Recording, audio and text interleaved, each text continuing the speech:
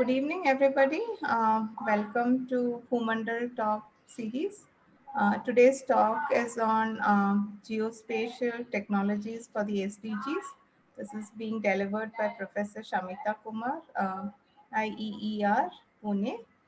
This is a talk organized jointly by the Bangalore and Bombay sections of IEEE-GRSS. So let's just take a brief look at how what Bhoo-Mandal Talk series is all about. So this has been initiated by IEEE GRSS Bangalore section since July 2020. So this is roughly the 10th or the 11th talk. We have experts give talks to the public to inform them about various aspects of geospatial technologies, not just the technologies themselves, but their impact to society, etc. Right? So we have covered various topics starting from monsoon modeling, the satellites sent out by ISRO, the use of remote sensing for archaeological surveys, etc. Right. So today's is again a special topic which is very close to our heart as a country, which is on SDGs, the Sustainable Development Goals. Right.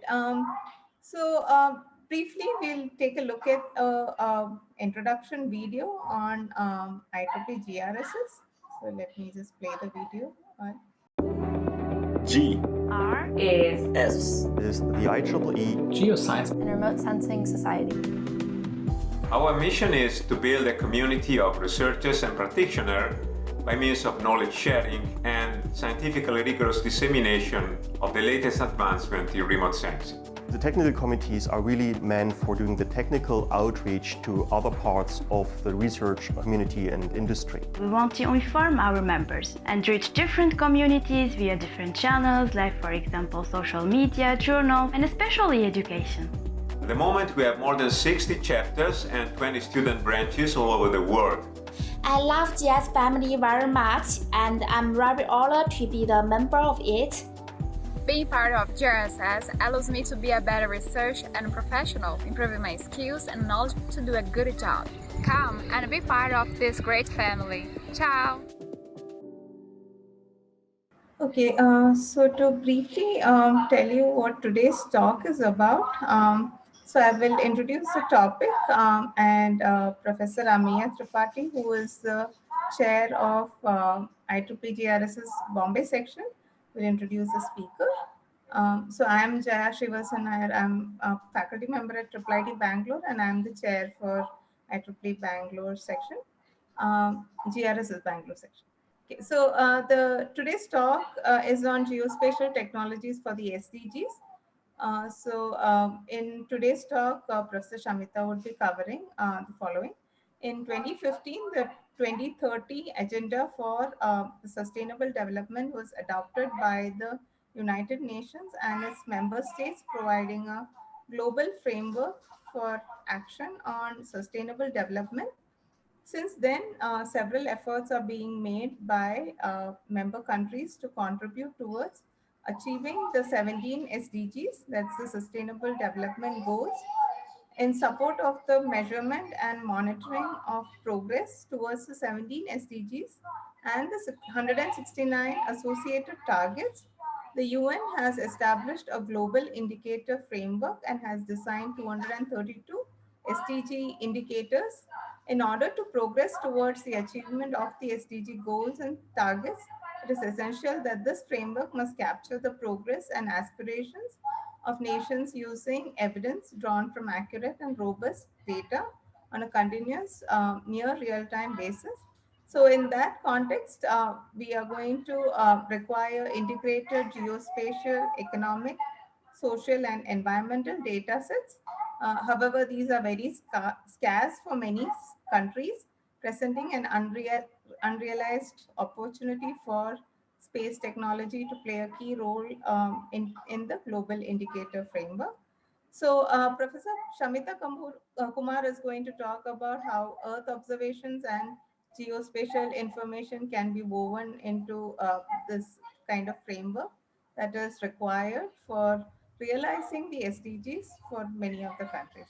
So without much ado, I will now pass on the stage to Professor Amiya Tripathi to talk about, to introduce the speaker.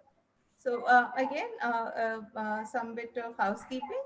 So you can post your questions on chat, or you can post them on Q&A. We would prefer the Q&A, and we can take the questions as the talk progresses. Thank you so much.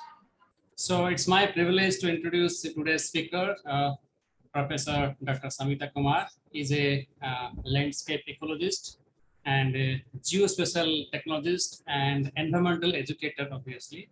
So presently, vice principal and professor at the Institute of Environmental Education and Research, and she is also a regular guest professor at the University of Cologne, Germany, since 2013. Over last 20 years, she has implemented over 20 projects related to conservation, education for sustainability, and geospatial technologies. And she is the currently member National Geospatial Capacity Building Committee, Department of Science and Technology, Government of India, and has set up through the DST, obviously, a robust capacity building program in geospatial science and technology and training. And till date, more than 2,000 in service professionals from the government, academia, research, and NGOs. So 42 universities deliver these programs in a structured manner through the through the portal. And currently, her work in this field involves with using geosocial science and technology for achieving or monitoring the SDGs. And she is also a member and executive committee Maharashtra State Forest Training Academy, and member to the Geospatial Syllabus Committee for IGNOU, member to the Academic Council, Bharati Vidyapeeth Deemed University, and she is also an active member to the 4 countries, South Africa, Mexico, Germany, and India. And of course, as the ESD expert net since 2010. And currently, she is the national coordinator for this program, through which she implements the Education for Sustainable Development Leadership Program in a cooperation with the Rhodes University, South Africa, and vast outreach program in schools focusing on the sustainability in the schools. Her research interests blend the science of conservation with the technological tools and communication for sustainability, and include topics such as the use of geospatial technologies for conservation, health planning, urban planning, peri-urban environmental issues, public participation in the conservation, citizen science program, eco ornithology, and education for sustainable development. She has worked closely with the NCERT and several SCERT across the country for the environmental school textbook across India. The research project headed by her and her team was a single force that resulted in the implementation of the school textbook across the country.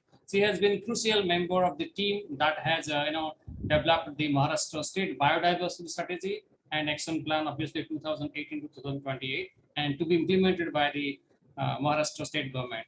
Among her several awards are the prestigious Fulbright Scholarship by the US government. She has been the recipient of the DAAD DART Scholarship through University of Cologne and Germany for the 5 consecutive years. And most of her work in the interdisciplinary in the nature, blending natural and social sciences.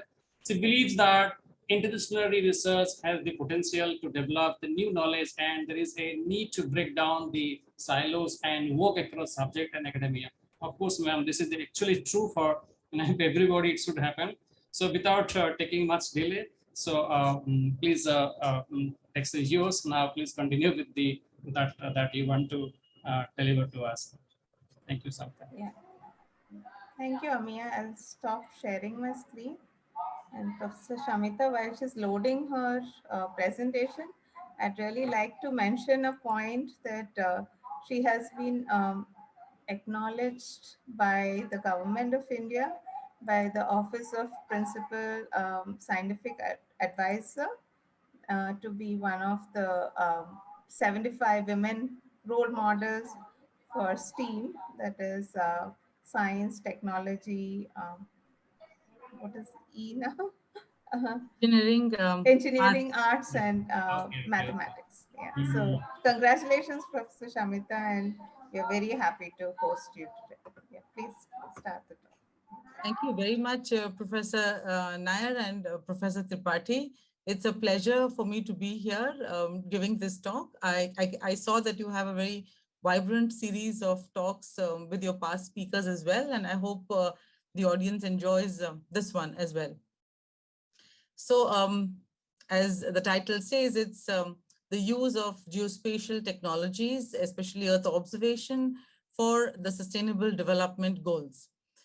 Before I actually go into the talk, I have a slide that I would like to share and maybe a question that I would like to ask the audience, the answer to which I would like you to put it in the chat. So it's a very interactive one question exercise, that's all. But I think it's very important to set this tone before we go ahead with the talk. So you see this, India's GDP over the years has been rising and is expected to rise continuously, until 2026. That's what the graph says, but definitely there's an incremental growth there. So the question that I have to ask you is this, and the answer for which you can, put down in the chat. So the question is, how has your life, improved by development? So if you look at yourselves, 5 years ago, or the older, if older participants are here, look at it about 10 years ago, on a scale of 1 to 5, with 1 being a very poor improvement in your quality of life over the years, how would you rate it? So in the chat box, you can just, type in a number, maybe 5, maybe 4, whatever you feel like. So please type in a number into the chat. So not in the Q&A, the chat would be good. So we can see all the ratings together. And it's, I think, then visible to all the participants as well. So any more responses coming? We have 9 responses. Okay. So more or less it's about 4, with 1 being 2, but more or less it's 4, except for health, it's 3. Okay, good. Okay, education is 5, good. Okay, all right. So now I'm going to ask you a series of questions. The first question is, how would you rate the following? So you could, either give a thumbs up or a thumbs down. So if you look at, if you can see my screen, I don't know if you can see the little chat box that I have opened, but in the chat, next to where you have the name, you please switch to everyone like you've done now. And if you click on the little smiley face, you can get a thumbs up or a thumbs down. So the answers for the following questions, I would like it as a thumbs up or a thumbs down, because it allows us to, capture a general feeling within the audience. So the first question is, how would you rate your quantity of water that you are getting now versus, 5 years ago? So basically, how is the quantity of water? Is it improved, thumbs up, or, gone down, thumbs down, as compared to 5 or 10 years ago? Yeah, that's great. We're getting some answers. Yes.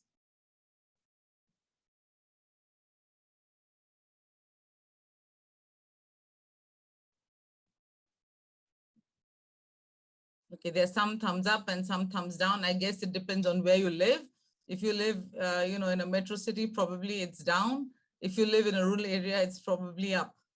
Yeah. Okay. The second question, how would you rate the quality of water? So the first one was quantity, and now the quality. Is it better, thumbs up, or poor, thumbs down?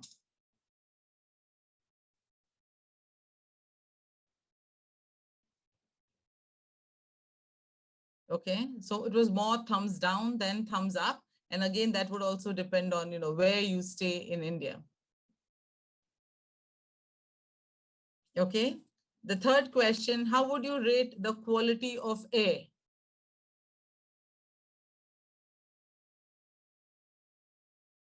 Okay, that's a very clear answer. Thumbs down mostly. All right. Okay, how would you rate safety on the streets, your personal safety on the streets? Better or poor?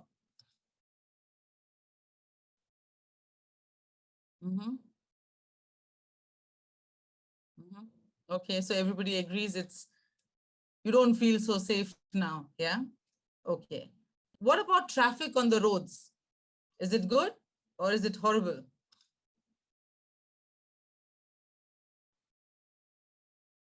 Okay. All right. What about health? Is health in general of the population in general better or health is worse?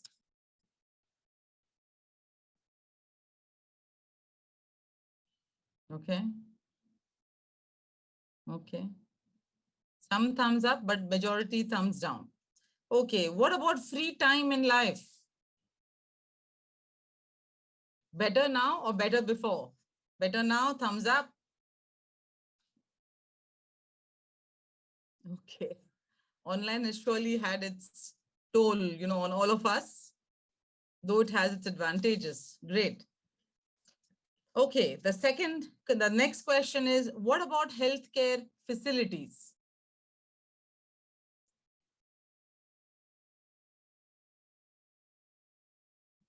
Okay, that is definitely much better now than before. Yeah. What about mobility in general? Good. It's all a thumbs up. So mobility is definitely better. What about communication? Yeah, it's definitely good, better. Okay. What about entertainment in life? Yes, definitely OTT and all of these platforms. So you have it at your fingertips, yes? Okay. That's fantastic. And that's actually good. So if you've noticed a pattern, so you rated that the quality of the air, generally, most of you, was poor. The quality of the water was poor. You don't feel safe on the streets anymore. The traffic on the roads is terrible. You don't have any free time, and your health is definitely not so good as before, health in general. Yeah. So if you rated all of those as not being good, yeah, why do you say that your life has been improved by development? What you rated high was conveniences. So you rated healthcare facilities as high, mobility as high, mobility as a thumbs up, communication as a thumbs up, entertainment as a thumbs up. So conveniences are good and they have really improved over the years. But if you look at what really matters in life, air, water, food, time with family, free time, good health, that's really gone down. So when we generally, talk of development, what we very often as a population see conveniences. But what really matters is different. And this is where we actually differentiate development from sustainable development. Because GDP in that sense cannot really measure the quality of life, right? And we need to make this distinction. So what's development and what is sustainable development, and which kind of development helps us to measure our quality of life versus the conveniences in life, right? So when we talk about this, we come to this because this is what I'm going to talk about today. So as we go through this, I just wanted to set the tone for the talk, for us to understand the difference between development and sustainable development, and then take you through this little concept of planetary boundaries and what really matters to us. The goals themselves, I'm sure all of you have heard about the goals. What is the role that geospatial technologies plays in achieving these goals? What are the possible data sources or new data sources that can be, or new tools and technologies that are today used? And a couple of case studies to highlight what I'm saying. This is something that we already know. 1.5 degrees increase in temperature is where we are really reaching. And even at the local level, if you look at changed climate regimes, with high heat waves, extreme cold, extreme rainfall, we are surely here in this scenario where our human actions have really altered Earth's climate. And this is a figure that really fascinates me, because every time I look at this, I tell myself, oh my God, we've done this. So you look at this figure, this is shows you the graph of the deviations in the ice surface temperatures in Greenland measured. And if you look at this, you can see that the Earth in its history never actually had a stable climate. And the stable climate sort of came in about 10,000 years ago. So before that, we had huge anomalies in temperature, as you can see here. And this period we call, as we know, is the Holocene. But today, our actions have made this huge difference, bringing about an instability in this temperature that was stable for almost 10,000 years. So the only period of time in the Earth's history when the temperature is really stable, we come in and make everything possible that results in it being called as the Anthropocene. And this is something, I really feel I'm always astounded by, that, we've been, as a species, been able to change a stable state that existed probably for the first time in the history of the Earth.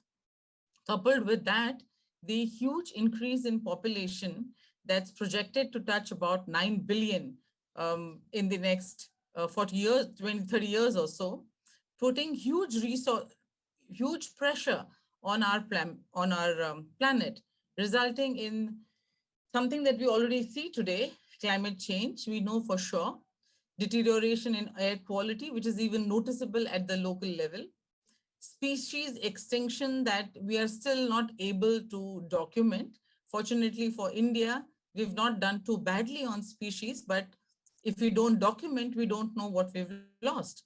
And huge changes in our global climate cycle. And this is something that we see at the local level. So it's no more a textbook concept as all.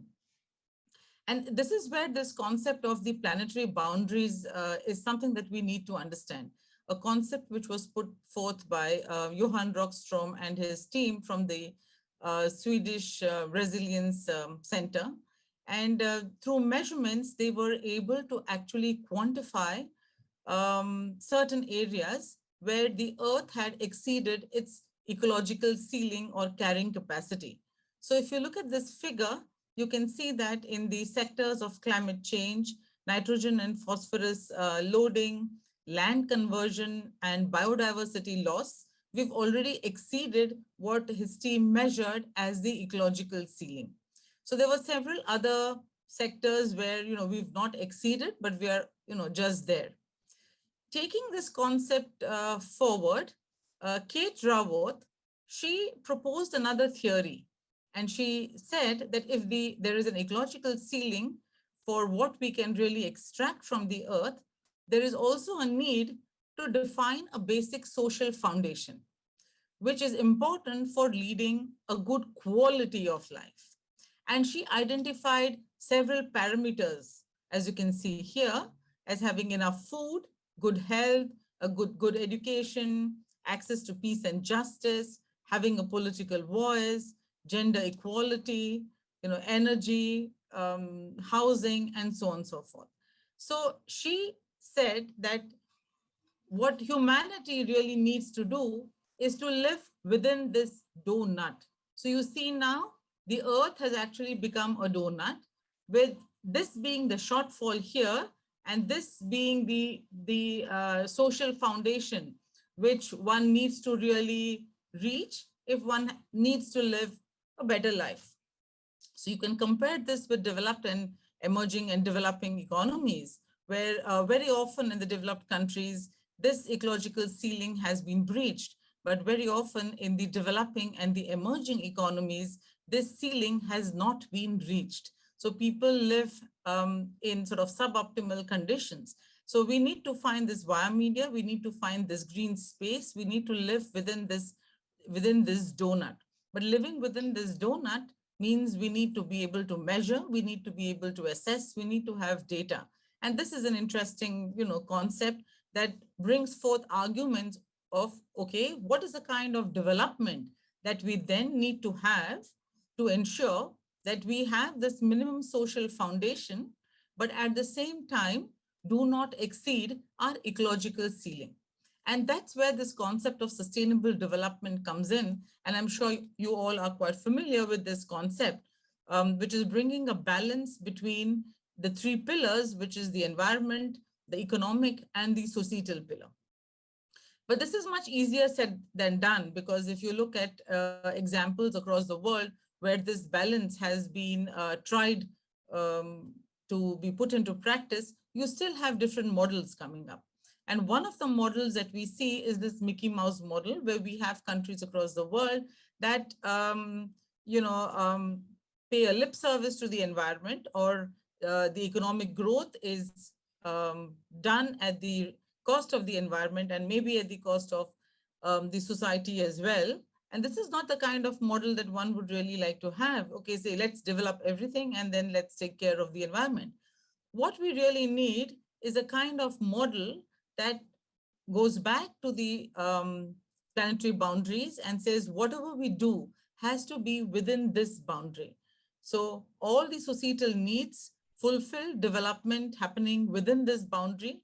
So that's we as a society, and the economic development being nested within this. So economic development, or development that brings prosperity into society, and yet it keeps within the ecological boundaries.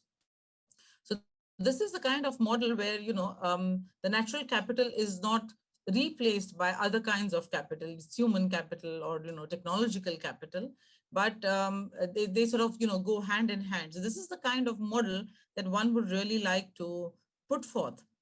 So how do we achieve this kind of development? And I think this is exactly the question that was asked several years ago, before countries came together to sign up for the Sustainable Development Goals, which came into play in 2015.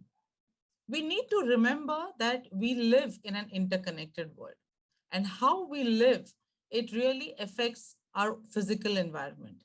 And we can make a huge difference by our actions, right? So how do we have a growth that's really inclusive? How do we have growth and development that's environmentally sustainable? Are there guidelines, for doing this? And I think this is what the MDGs and the SDGs actually talk about. So prior to 2015, we had the MDGs, 8 goals, the Millennium Development Goals, that also focused on bringing a balance in the kind of development across countries. But they had a limited success. And as you see here, I've put on a few differences, between the MDGs and the SDGs. So the SDGs running up to 2030 are more all-encompassing in their approach. They're more universal, and they look at the 3 pillars that we spoke about, the social, economic, and environmental. The major difference between the MDGs and the SDGs is in their approach. So the MDGs were more or less a top-down approach, but the SDGs follow both a top-down and a bottoms-up approach. And even the goals were designed in a very participatory manner. And as you can see here, the important aspect for us is that while the MDGs, they solely focused on official statistics and administrative data for monitoring and measuring the success of the goals, the SDGs, they really go much beyond. They are looking at integration of all different kinds of data and even actors. So it's not only the responsibility of the government, but the private sector, citizens at large, local self-governments, everybody involved in contributing data to ensure the success of the goals, to ensure that we can monitor and we can measure them. And I think this is really exciting to be in this time where you can be a part of a movement that can have far-reaching effects on our planet is really, really extremely interesting. So you might be a practitioner, you might be a researcher, you might be a student, but this offers immense opportunities to participate in this process, in this ongoing process, and to make that little difference that can make our planet a better place to live in. So as Professor Nair just mentioned at the beginning, so we have these 17 SDG goals, which is different from the MDGs because they've now been broken down into different sectors with 169 targets. And that's important. How do you measure the success of the goals? You have targets. And how do you ensure the targets are met? You have indicators. So 232 indicators, 17 goals, 232 indicators, meaning huge data needed to actually measure and monitor the progress of the goals that can, move us closer to having sustainable development. So if you look at this particular figure, this is again from the by Johan Rockstrom and Pawan Sukhdev in one of their talks, where they beautifully brought out the nested nature of the goals, which actually fits within the strong sustainability model, that I spoke about. So you have goals that deal with economic progress. You have goals that deal with, societal progress, but nested within our natural resources and within our planetary boundaries. So if you look at this, you can see that the goals, if implemented well, if measured and monitored well, if altered mid-course, at the local level or a national level, they do have the potential to implement this strong sustainability model where development can truly be sustainable development and improve the quality of life that we as citizens aspire. Not just conveniences, but quality of life in the true sense of the word. So this is the Niti Aayog dashboard. In India, the Niti Aayog is tasked with monitoring and measuring the progress of the goals across the states. So if you go to the Niti Aayog dashboard, you can see this where, which are the states which are really leading in implementation of the goals and which states are laggards. So it also tells you, how you can really contribute. And this is basically done through, of course, targets and indicators. So you do have, I've put the links in there for looking at the SDG trackers, which actually looks at how a particular indicator is measured and how a particular target is being achieved, which eventually contributes to a score. So the SDG report for India is released every year. And I think this is a fantastic idea because it means that everybody is now geared to actually working towards achieving these goals, putting in programs and policies and monitoring processes in place to map and measure our progress towards the goals. So within the indicators that has been established, there are 3 types of indicators in the global framework. So these are the tier 1, the tier 2, and the tier 3 indicators. There's yet another group as well. And as you know, indicators will not be same across the globe. They will vary. And in India, the MOSPI is tasked with adaptation of these indicators, to the Indian context. So if you go into the MOSPI website, you will see the indicators that have been developed specifically to the Indian scenario. So the tier 1 indicators are those where the indicator is conceptually clear and there are recognized data sources and established methodologies. And data produced by at least 50% of the countries wherever the indicator is relevant. So this is easy because data is available, the methodologies are available, and you can go ahead with this. The tier 2 indicator is that which is conceptually clear. It does have a methodology and standards, but data is not produced by all the countries all the time. And this is where research really comes into place. So if data is not produced in a regular manner, are there other alternative ways in which data could be produced so that this indicator can be measured? The tier 3 indicators, they offer even greater challenges because there is neither an established methodology or a standard available for this indicator. And therefore, this is a completely open field for researchers like us who would like to make significant contributions to developing these indicators so that countries can actually use them. So this is why, I feel really excited about this sector, because it's really wide open. And recently there's been a call out by the UN also to contribute methodologies for developing indicators for these kind of topics. Then you have another category where something which does not fit into any of these. So these are, or maybe you have an indicator which also comes within all of these different tiers. So that's multiple tiers as well. So why do we say that, geospatial technologies or Earth observation plays an important role in measuring and monitoring our progress towards the SDGs?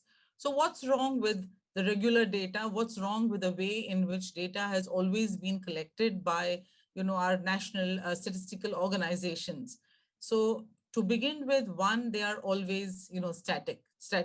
So census, as you know, is done every 10 years, and other data is also collected at intervals. And this makes it very difficult to track something which is as dynamic as the goals. So if you look at what do we need for the goals, what do we need for the goals? This is what we need. So firstly, there needs to be a year-on-year review. And the year-on-year review, it needs data. What kind of data? Timely data, disaggregated data, because we want to see the progress in India and maybe in a state like Maharashtra or Goa or whatever. So we need to have timely data. So to give you an example, you have the city development plans, which are done every 10 years. So working on a project, we realized that the growth of Pune city has actually exceeded what is already planned for the next 10 years. And we were just at the beginning of that 10-year plan, which obviously means that it's not good enough to have a 10-year plan, because within 3 years, a city like Pune actually exceeds what actually been planned for. So what should a planner do? I mean, he needs access to timely data that is easily available, easily processable, right? And the goals really say that no one should be left behind. But without having this kind of data, it's really not possible to achieve this goal of leaving no one behind. So there are many problems with this data. Whatever data is available, it's really, one of the things is it's very static. And what we need is really dynamic data.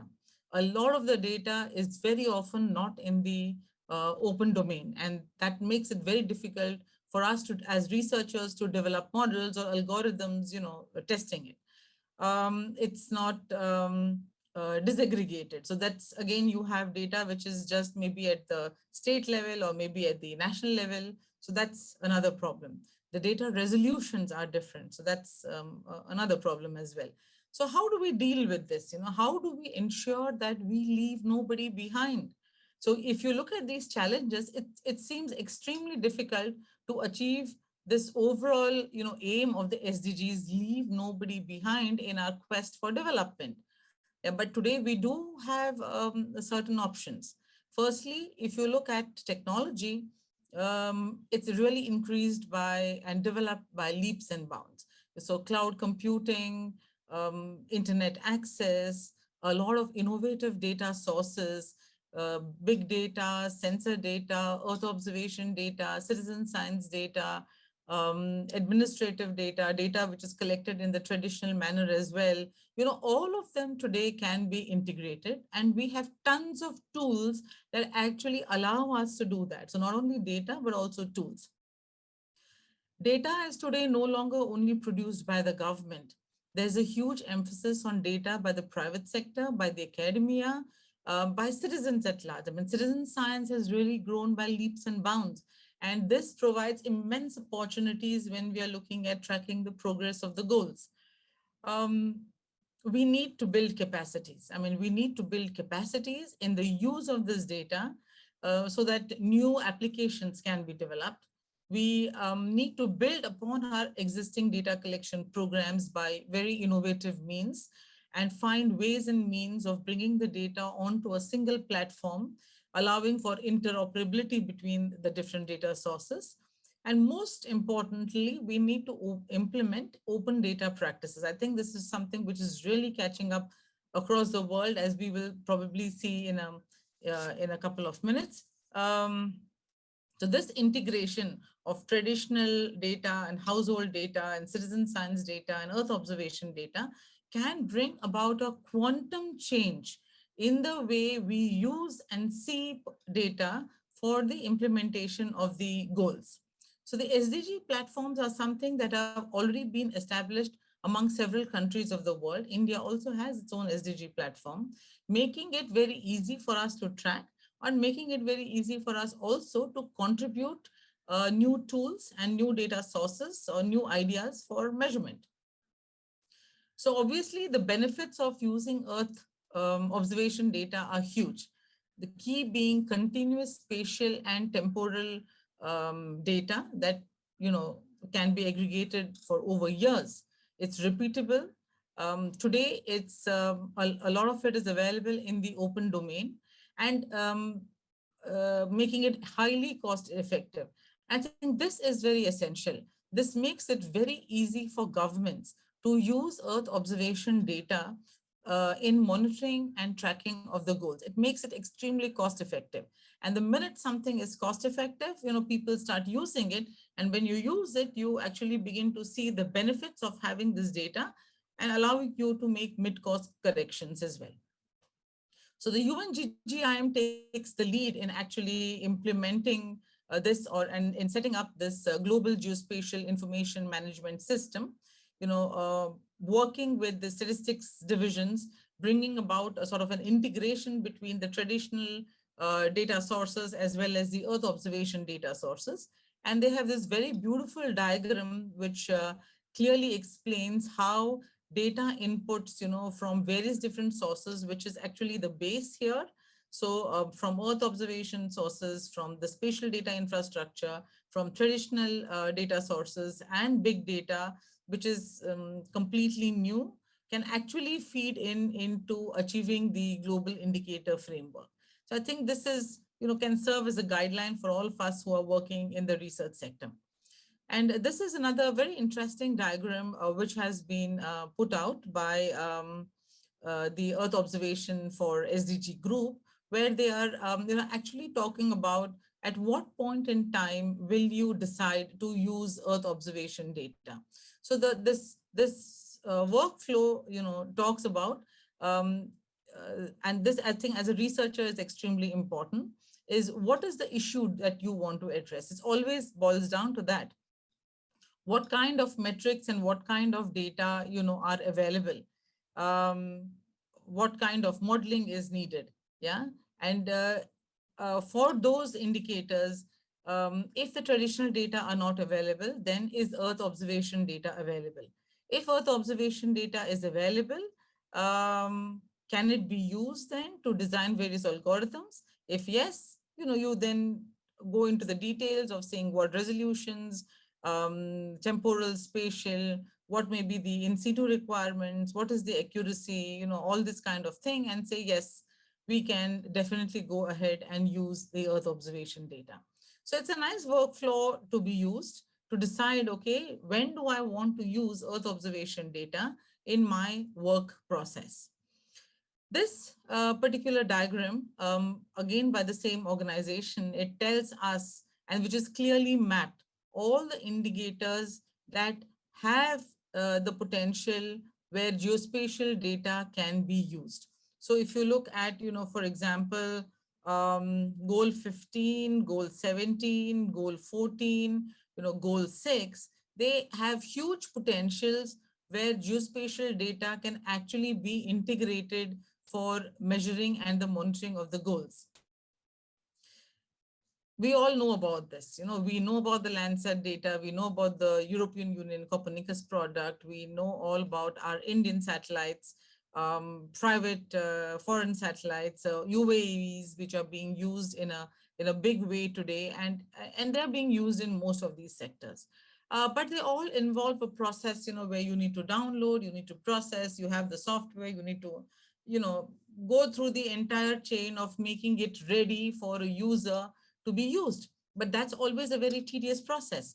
And if you look at it today, we have tons of data that is actually, free, and that's what we follow. So USGS, I'm sure you all know that. open street maps that actually done away with digitizing of several features that we prominently use. The most widely used, Copernicus Open Access Hub that has tons of data covering a vast range of issues available. This one that the NASA Earth Observation Hub that provides a lot of atmospheric variables. In fact, if you look at it, when you look at measuring the Sustainable Development Goals, you almost need about 55 atmospheric variables. And half of it actually come from, Earth observation data. Nightlight data, which is extremely important, in, let's say, measuring poverty. So different before 2017, after 2017, you also have MOSDAQ for atmospheric variables. Similarly, Giovanni giving us also, other parameters of the atmosphere, rainfall data, data from microwave sensors. So this one is on surface water. So that gives us the extent. So this has got data sets which is running over almost, I think, 3 decades that allows us to make informed decisions about our waterways. Data on renewable and alternate energy sources across. This one is on the greenhouse gases. So you can think of an issue that you want to deal with, and all of this data is just available there that you can freely download. So we live really in a period where data is today not really a challenge, but the innovative use of that data is definitely what we need to look at. I think all of us have juggled at some point in time or the other with having village boundaries, and we have the data meet site that actually provides us with village boundaries. I've used it myself and have found it to be fairly accurate. And my most favorite one, which is the GeoWiki, the Earth Observation and Citizen Science, it actually allows citizens to participate in the validation of Earth observation data and remote sensing geospatial data. So there's tons of data out there that we can actually use today, and completely new concepts in terms of data cube. So where you really don't need the software, you don't need to have a high-end computing system, you don't need to have the data onto your system, but everything is up there on the cloud. So these are data cubes, and very revolutionary, that allow us to process the data in the cloud without owning either the data or the software that is actually required to do that. And this, to me, is a huge opportunity when we are looking at research and when we are looking at designing indicators or contributing to indicators for the geospatial indicators for the Sustainable Development Goals. I'm sure you're familiar with GE, which is also a data cube, but you also have the Open Data Cube by Copernicus that's widely used today. You also have the Australian Data Cube, and you have others as well, which really changes the way that today we are using Earth observation data. So with this, I'd like to move to a couple of examples very quickly. This one is on, mapping forest cover extent and change, which meets goal 15, that's life on land. And as we saw earlier, life on land, most of the indicators in life on land can actually be met by Earth observation data. So sometimes when you look at this, you probably need to integrate Earth observation data with ground truth data or data that comes from other sources. But if you look at all of this together, then you are meeting target 15.1, 15.2, as you can see here on the slide. So this one as well, estimates for canopy cover, deforestation, restoration potentials, forest covers, which can be integrated with other kinds of data, maybe meeting the indicators and targets, of other goals. So poverty, infrastructure, all of these can also be sort of meshed together. This is an atlas which has been brought out by the the World Resources Institute. It is the Restoration Opportunities Atlas. And as you can see here, This particular atlas, it uses Earth observation data at the background, allowing us to measure all of these aspects which are here on the left-hand side. So looking at what are the opportunities in the landscape for restoration based on forest cover, land degradation. So it has all of these metrics of, mapping the increase in forest cover or potential for increase in above ground carbon sequestration, all of that. And this definitely meets again our goal 15. It also helps India meet its targets on land degradation, on land restoration. So all of this is extremely important. I mean, this is a fantastic example of how Earth observation data can be used to provide real-time, insights into policies and what can actually be done on the ground. This one is by GeoGlam, and GeoGlam is the G20 group of agriculture ministries that was formed in 2011, and they basically aim to provide real-time data to ensure robust crop monitoring and also weather forecasting. And if you look at this particular example, the use of multiple data sources here, as you can see here, both satellite-derived data sets helped in designing crop calendars, using weather data, land data, and other atmospheric parameters, using in-situ data as well as crowdsourced information. So integrating different data sources together to come up with a crop monitor that's easily communicated to the farmer so that they can decide, what they would like to do with their land. So these are the various Earth observation tools or the data sources that were actually used in the preparation of this particular portal.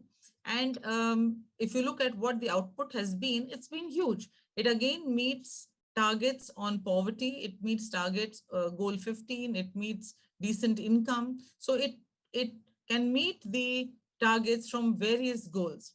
So if people have access to data, you can make better decisions. And that is what portals like these aim to achieve. So while the farmer may not really understand what's going on at the back end, he understands what he receives on his cell phone. And these kind of portals have this outlook to change the decision making at the local level, right? So this is something which is important. India is also a part of this particular initiative. So similar to Rome, this is also another one example which has efforts in targeting land degradation. So again, using multiple data sources over here, which cover different parameters from climate change to land productivity dynamics. Some of them are derived metrics, soil organic carbon. It focused on designing a methodology to come up with indicators that can make a measurement of the proportion of the land that is degraded. So once you have this, you have land that has the potential for being restored. And then, have some good practice guidelines that can ensure action on the ground. That also enables us to measure the different indicators under goal 15. Closer to home, this is a project which was done by the UNDP Accelerator Labs in India, along with the University of Nottingham. And I think all of us are quite familiar with the air pollution problem in Punjab and closer to Delhi. So this particular project, it actually used high resolution data, including citizen science data, later on field inspection, and a lot of different analytical tools that are today at the back end use AI, helping us to come out with really real-time information. And with this, they were able to identify around 8,011 brick kilns as hotspots of pollution. So this is all in the Punjab Delhi belt. And they then classified about 3,965 of them as being non-compliant with the norms, with the pollution control norms, resulting in their closure. So this is again a very classic example of how multiple data sources coupled with cloud computing, artificial intelligence citizens, acting as scientists together can help in actually monitoring a local problem as well. We also have this one, which is data for decision making, where this is in, I think, Telangana state. So Telangana state wanted to have agricultural policies that are climate friendly. So, helping them to design these climate resilient strategies. Here again, they used Sentinel and Landsat data, both free sources, couple them with citizen science data, and used platforms like Digital Public Good, which are open source platforms that use AI, and then using a combination of tools and techniques, they were able to contribute to this analysis on climate resilience, understanding the ground scenario, understanding of why things work and why things don't work in the agriculture sector. So, and all of this has now fed into the agricultural policy for the state in 2022. So this particular figure is from the State of Economic Survey, which was presented to the government in 2022. And you can see here how nightlight data, the luminosity has been derived from nightlight data.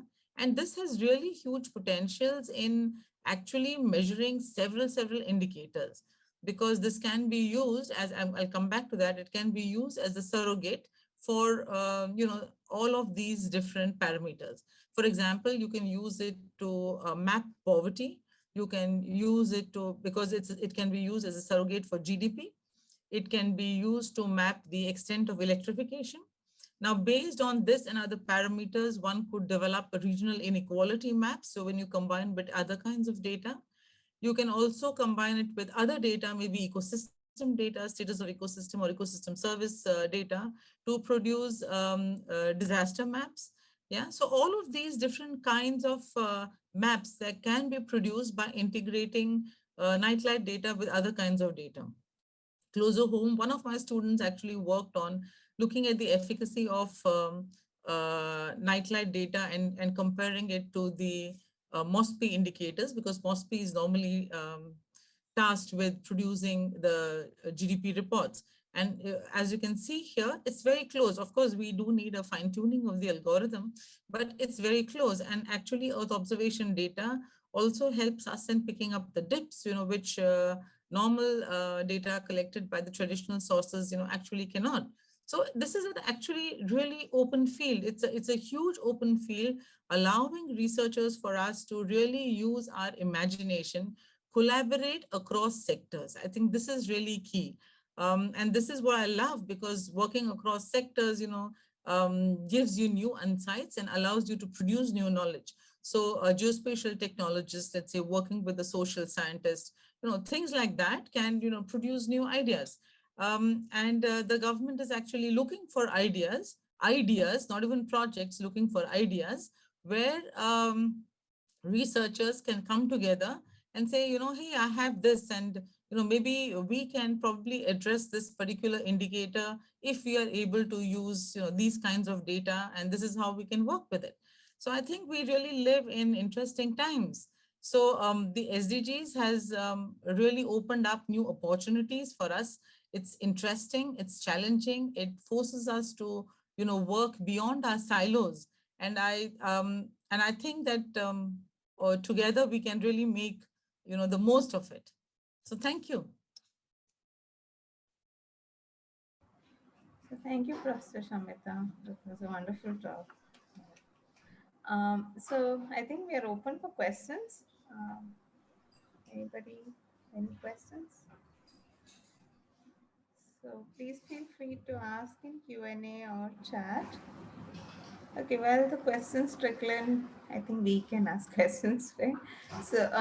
So one of the things I wanted to ask you is like, you did mention about the potential of open data and the power it has in terms of dealing or working towards the SDGs in some sense, right? So helping with the measuring the indicators, etc., right?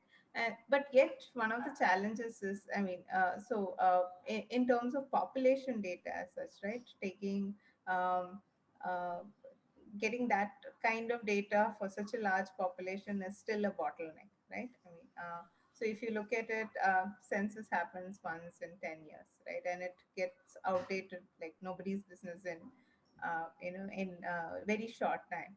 At the same time, health data, I think there's been a lot of push from IIPS and all of that to look at NFHS to collect National Family Health Survey to collect a lot of the healthcare data. So how do you think in this space of the Earth observations and these population data sets that are getting collected together? How do you?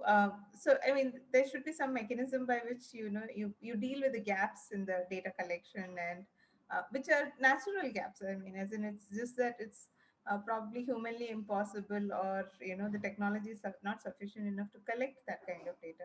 So, did you find any ways in which these gaps can be sort of addressed as a short-term thing, like a medium-term thing? And 15 years is actually very short in that sense of Yes, it is. 2015 to 2030 to collect that kind of data and collect make progress in those indicators as well, right? So, what are your thoughts on that? Firstly, I think 15 years is definitely short. But, if because I've been looking at this thing for some time now, Yeah. but when I compare to, what we had at 2015 and what we had, let's say 18 and what we had at 21 and what we have now, it's itself is a quantum, leap. So you find that people and groups are coming together, breaking silos, working together. And I think this is what we need. And this is what we are actually seeing in terms of these quantum leaps that are happening, making this kind of data, available to everybody at large. What is really needed is for people to work together, maybe a data engineer with a remote sensing specialist, with a social scientist or a natural scientist, so you can put them together and identify, what can be the possible ways in which issue can be addressed. The challenges are in data integration. When you have data of different spatial and temporal resolutions coming together, there are challenges in data resolution and they always need to be worked out. I'll just give you an example. It's still a project in the making.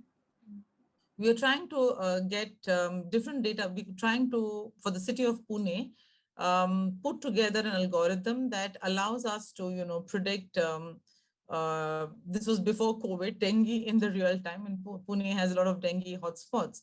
And what we were looking for is putting together data from, tweets, Twitter, of course, more appropriate for the urban population, but tweets and Google trend searches and, of course, Earth observation data as well as the data from the ground, the sentinel data that is collected by the district malaria office and so on and so forth. And what we found that by integrating these data sources, we were able to get the peak, a day before, actually the disease, broke out, which means that the local office would have a 24-hour at least period in which they can make interventions, whether it is spraying in those areas and so on and so forth, preventing the outbreak of dengue. So it's not still fine-tuned and done, but this shows us the potential of integrating different data sources together, even though some of it may not be of the final resolution, but we do get trends, and these trends, based on these trends, decisions can be taken at the local level, which can help circumvent the problem. But there are challenges in putting different data metrics together. But I think it's all a matter of how one works about it. And we today have a lot of examples of how this kind of thing is done. So I think it's possible. So do you see a larger shift to crowdsourced data being used in these kind of scenarios than say what it was like, 3 years ago, 5 years ago, that sort of thing? Like, yeah, I think that the success of, what is it called? Flew near you, this kind of mashup that has been in existence for a long time. But if you look at, the kind of trends that they show now, I think the success of this is purely due to the growth of citizen science. So I saw this very interesting graph, citizen science, I think as a science began around early 2000 with, people probably saying, oh, who is going to contribute? Or, when Wikipedia started and somebody said, who is going to put information on Wikipedia? But today, I think all of us use Wikipedia as the first cut, just to understand what it is before we delve deep into, data sources. So I think it's the same with citizen science. If you look across the web, I think the number of citizen science sites that ask for data on insects and spiders and trees and leaves and flowers and I don't know what, it's mind-boggling. So all of this data, people are contributing, and I think it makes a huge difference when we are able to integrate this kind of data. Also, I feel that over a period of time, especially the growth of the European Union satellite programs, has really opened up the data. And I think that's one of their policies is extremely good. Just opened up the data for use by researchers with their student programs that they have. I think it's absolutely, fascinating, where students get the benefits of working with peers and experts, through a problem. I think this is something that will really lead to a further quantum leap as we go on. Right. Yeah, so there's a question on chat, how to handle the uncertainty in social media data, how to quantify the quality of social data. So that's actually an exercise by itself, but there are ways and algorithms today with, of course, with Python, that's more easily done, than before, where you can really verify the quality of the social data and actually read away the spurious tweets, that you identify as, not being relevant. So it's pretty easy enough, to do that. But like I said, it's like a whole tutorial by itself. Right. I want to add a few more things on that. There are so many models nowadays available over there to deal with such kind of things. As you know, there are so many fake things are coming. So many, all these are now can be filtered out, because, right? So it's now as the technology is growing, and there's now it's easier to adapt those technologies and filter out what unnecessary things and make it what you want actually, right? So these are now nowadays possible. Even if all your fake news, or so many forwarders you are doing for whatever Twitters and all these can be also filtered out. Yeah, so that we can minimize. Of course we cannot eliminate, but we can reduce, we can minimize all such kind of activities, so that we can be little bit safe on as far as data is concerned. Yes. And I also think here, capacity building plays an important role. Yes, sure, definitely. Right. So if we also look at the capacity building scenario, across the globe, the amount of material that's available for self-learning is really mind-boggling. So even in India, we have the DST's capacity, Geospatial capacity building program, and you're also part of that committee.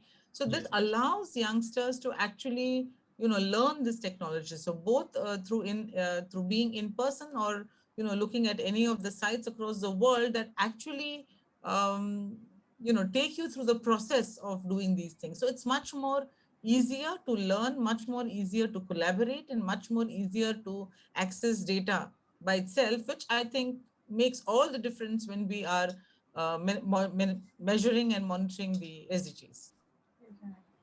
There's a question on chat by Pooja Bassett. So apart from MOSDAC, do we have more Indian open data hubs or portals? That is really the challenge. Most of the data that you saw here is, global data.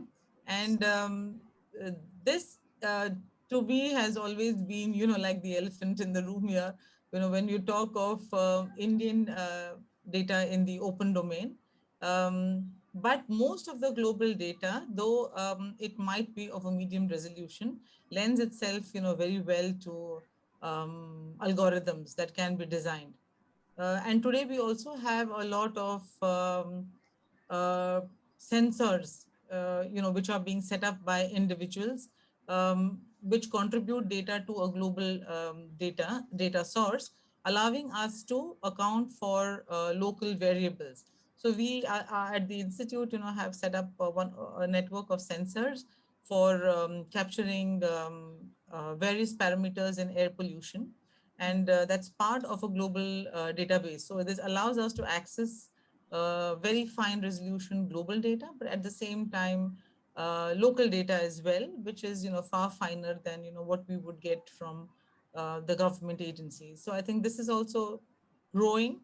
This kind of sensor network is growing and allows us to capture finer data. So I think it's just, looking around and seeing what's really available. Right. I think data.gov.in is also, Yes, data.gov.in is there, but it also does have certain limitations in, the kind of data that you can access for geospatial analysis. Right. You need more curated data Yes. in most of these places. Yes, so that brings us to the next question about the data sharing policy, right? I think that is the other elephant in the room, maybe, right? So the geospatial data sharing policy that has really essentially opened up, data sharing in the geospatial domain in the recent past. Do you see, anything changing for us? Because most people who have been working in the geospatial domain, they come back with, at least the ones who handle data, they're skeptical. They're saying that, the data has always been there, and people just don't use it. But I think there's a gap in the, knowledge that, the public knows about, that these data sets are there for using for research and all of that, right? And some of them are not that easily accessible. Need to do that kind of work to get capturing that kind of data for specific use cases and stuff. So your thoughts on that matter? So I think that's definitely a huge leap forward. And as with any policies, I feel that there's always a time lag before you actually begin to see the effect of that policy. But I have no doubt that going further, accessing data is definitely going to become much more easier. I mean, even as a researcher today, I think it's years since I've ever paid for data. So Right. there's so much of data which is available in the public domain. I mean, and we've designed tons of applications around them. So with the liberalized data policy, this is just going to become easier. Although it may take a little time to actually trickle onto the ground before we can actually access, but I'm sure it's on its way. It's in the coming. Yes. Yeah.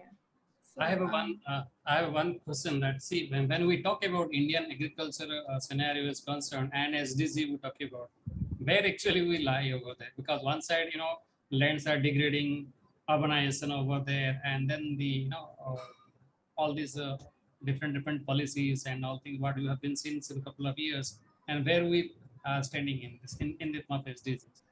Right. So I think so far as the agriculture sector is concerned, the digitization of land records, the digitization of the soil health cards, and available of data, via mobile. So whether it's weather forecasting, whether it is crop prices, all of these things, have made a huge difference to the farmer on the ground. I mean, I've myself seen this in practice where a farmer decides to sell, if the rate is right and he gets his daily rate. So things like that, accessibility of this kind of data in a form communicated to the farmer in a manner he understands, I think is surely changing the agricultural, sector. So initiatives like, GeoGlam, which are, up there and producing this national level forecast. So what is really needed is to build it down onto the local level and make it available. So it's just not enough to, say, get the data, produce and have a good research. What's important is to think about the last mile delivery. And I think this is where, I really feel that as researchers and students, we all need to focus on what is the use of my research to the society at large. So we generally do research on public funded money. And, how is this going to, better the life of a person at the ground level? I think if we ask these questions, we move towards the answers of saying, okay, how do I communicate my results to the person who needs it most? And in the agriculture sector, we've seen a lot of these initiatives where information is made available to the farmer. So I think all of this, again, definitely helps in making progress in this field. But again, when we talk about the challenges, we have something like average farm size, poor infrastructure, low use of farm technology, so for the decrease of the soil fertility due to over fertilization, and sustained pesticide use, and of course all these are also making difficulty for Indian agriculture is concerned. And of course these are challenges, obviously, yeah. So within this, and it has to go ahead with that. Yeah, these are the is still there, and I don't know how long it could be there. Yeah, I mean, in all of these things, if you look at it, it's literacy, it's education, and it's the ability to decipher and read information as well. So I think all of this plays an important role. So you might have all the technology in the world, but if a farmer is completely unaware of how he or she can actually use it, then that becomes a problem. So again, here it's a matter of penetration, down to the field level.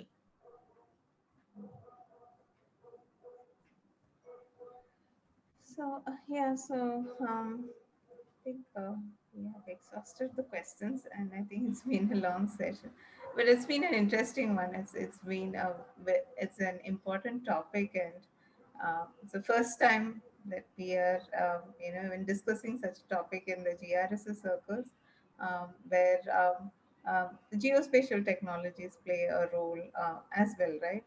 In accomplishing some of these SDGs. So in that regard, this talk has been highly illuminating. And thank you so much, Professor Shamita, for taking your time and effort. And actually, you did a great job explaining all of these things, and also pointing out in a very positive way that availability of data helps us a lot in terms of achieving these goals. Right? I mean, it's we are at least inching towards achieving the goals as of the other opposite direction. So that regard, this has been awesome. Thank you so much, Professor Thank Shamita. you. Thank you very much. It's been a pleasure. Definitely. It's been our pleasure as well. And thank you to both the Bangalore and the Bombay sections for organizing this talk. And we, like all the participants, we hope you learned a lot of new things today, and it's all been useful to you in your own studies and research and all of that. So I think with that, we'll conclude today's talk. And the evening is young, and it's almost going to be dinner time. So yeah, so we'll close the talk. Yeah, thank you so much again.